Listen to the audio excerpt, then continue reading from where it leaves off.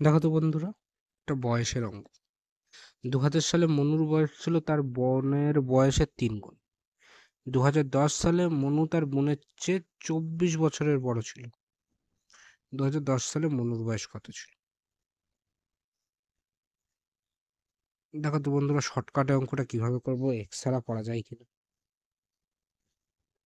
মনু তার বোন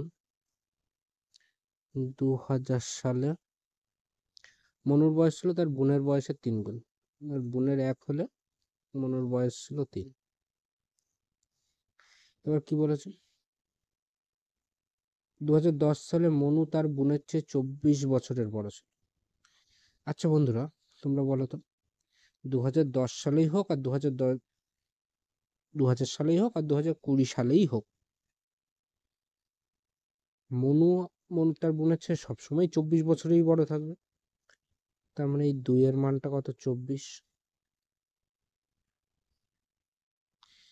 তাহলে আমাকে বের করতে হচ্ছে 2010 সালে। আচ্ছা, আগে 2000 সালে মনুর বয়স কত ছিল দেখি। আচ্ছা, 2 এর মান 24, 3-এর মানটা কত? 36। তাই 2000 সালে মনুর বয়স ছিল 36। আচ্ছা আচ্ছা, দেখো তো, 2010 সাল, তার মানে 10 বছর, মানে অ্যাড হবে। তার মানে 2010 সালে মনুর বয়স ছিল 46 বছর।